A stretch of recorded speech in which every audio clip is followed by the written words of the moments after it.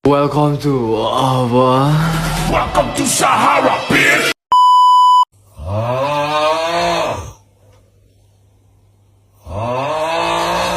Budrek dan sakit kepala tung budrek tak tung datang kapan saja.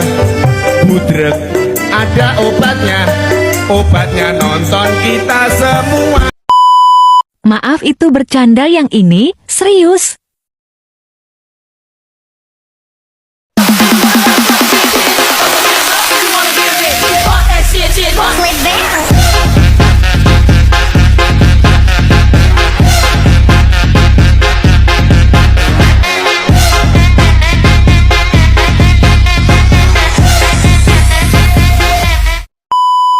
Oke, sekarang kita lanjut ke materi.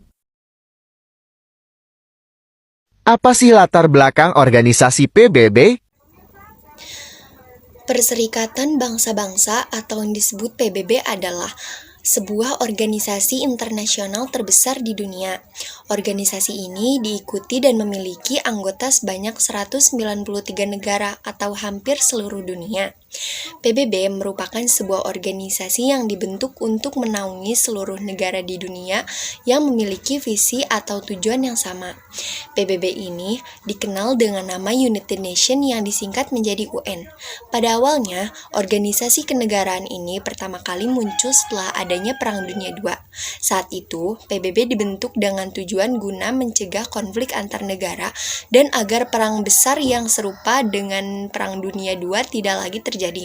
Sebelum PBB berdiri, sebelumnya ada Liga Bangsa-Bangsa atau LBB. Namun, organisasi tersebut dibubarkan karena tidak mampu mencegah adanya perang. Tak lama dari itu, untuk mengganti LBB, PBB pun didirikan pada tanggal 24 Oktober 1945. Sebutkan struktur organisasi PBB. Tugas PBB adalah menjaga keamanan internasional dan melindungi hak asasi manusia. Tidak hanya itu, PBB yang bertugas untuk menyalurkan bantuan kemanusiaan dan menegakkan hukum internasional. Adapun struktur organisasi PBB yaitu Majelis Umum. Majelis Umum PBB merupakan badan seluruh anggota PBB. Saat ini jumlah anggota PBB sebanyak 193 negara. Seluruh anggota PBB setiap bulan September mengadakan pertemuan di markas PBB di New York. Dewan nomor 2, Dewan Keamanan. Mengutip buku Ilmu Pengetahuan Sosial SMP kelas 9 2018, Dewan Keamanan merupakan bagian yang bertugas untuk memastikan keamanan dan perdamaian dunia. Ada 5 anggota tetap dan 10 anggota tidak tetap Dewan Keamanan. Nomor 3, Mahkamah Internasional. Mahkamah Internasional merupakan badan yudisial PBB yang berlokasi di Den Haag, Belanda. Tugas utamanya adalah menuntaskan sengketa hukum yang diajukan oleh negara anggota PBB. Adapun yang keempat, Dewan Perwalian. Dewan Perwalian merupakan dewan yang bertugas untuk memantau 11 wilayah perwalian yang ada di bawah kekuasaan 7 negara anggota PBB. Pada tahun 1994, 11 daerah tersebut berhasil memperoleh kemerdekaan. Kemudian, Dewan Perwalian dibekukan pada 1 November 1994. Adapun yang kelima,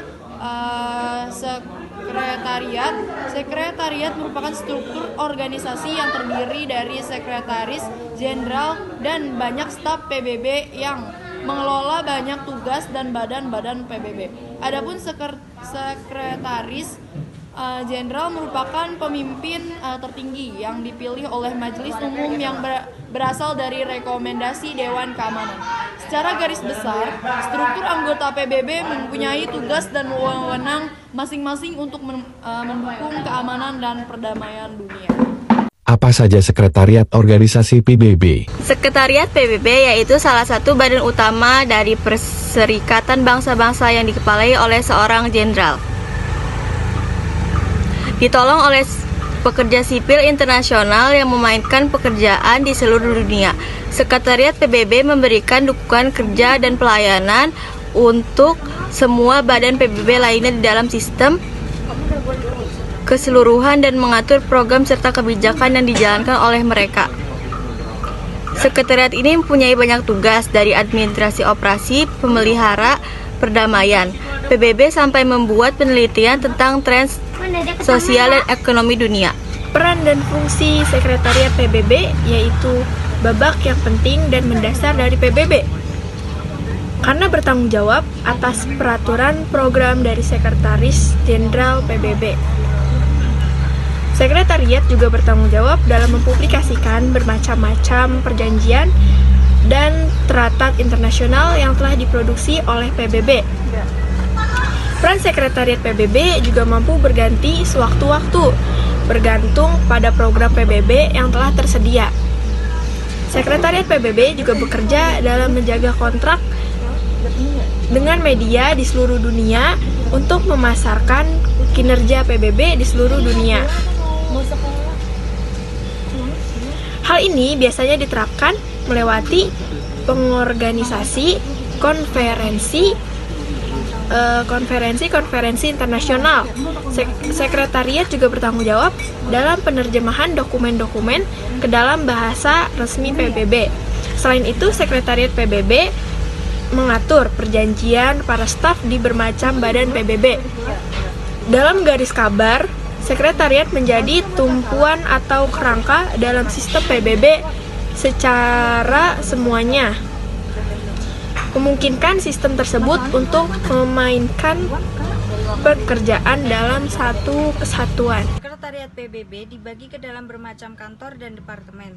Kantor Eksekutif Sekretaris Jenderal Kantor Pelayanan Pengawasan Internal PBB atau OIOS, Kantor Urusan Hukum PBB atau OLA, Kantor Koordinasi Urusan Kemanusiaan PBB atau OCHA, Kantor Komisaris Tinggi PBB untuk Hak Asasi Manusia atau OHCHR, Kantor Komisaris Tinggi PBB untuk Pengungsi atau UNHCR, Kantor PBB Urusan Narkoba dan Kejahatan atau UNODC, Kantor Perwakilan Tinggi PBB untuk negara terbelakang, negara mengembang terkurung daratan, dan negara mengembang kepulauan kecil atau OHRLLS.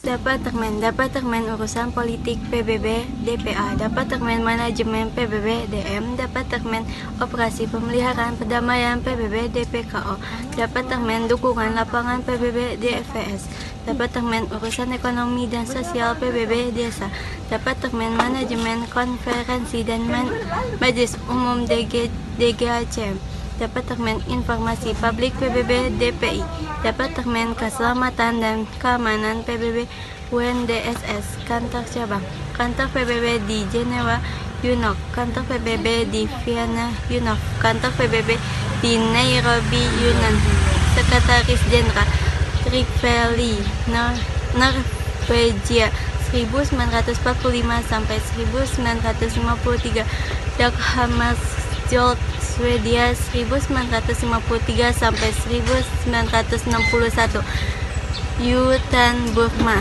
1961 sampai 1971, Port Waldheim Australia 1972 sampai 1981, Javier Perez de Schuler Pura Peru 1982 sampai 1991, Boutros Ghali di Mesir 1992 sampai 1996, Kofi Annan Ghana 1997 sampai 2006, perkiraan tanggal pensiun Ban Ki-moon Korea Selatan 2006.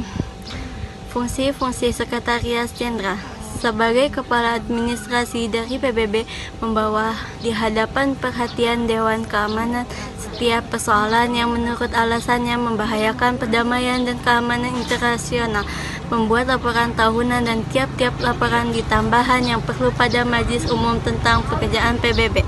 Apa sih peran organisasi PBB? Adapun peran organisasi PBB yang memiliki kewenangan untuk membantu negara-negara yang terlibat konflik apabila dianggap sudah sampai tahap darurat, di mana negara yang terlibat tidak mampu menyelesaikan sendiri. Langkah yang dilakukan oleh PBB adalah mengirimkan pasukan perdamaian menjadi negosiator atau mediator. Langkah-langkah yang dilakukan PBB merupakan langkah-langkah dalam meresolusi konflik. Akan tetapi peranan PBB sebagai organisasi yang bertujuan untuk mencapai perdamaian dunia dihadapkan kepada beberapa tantangan. Selain itu, peranan PBB yang kurang baik pada masa Perang Dunia dan Perang Dingin membuat masyarakat dunia kurang mempercayai kapabilitas PBB. Langkah-langkah yang sudah dilakukan oleh PBB, khususnya pasukan perdamaian dan peranan PBB sebagai mediator dalam menangani konflik. Selanjutnya akan dipaparkan perubahan-perubahan yang sudah dilakukan oleh PBB dalam memperbaiki kinerja organisasi. Terakhir akan dipaparkan tantangan dan prioritas PBB dalam usaha untuk meresolusikan konflik dan menjaga perdamaian dunia.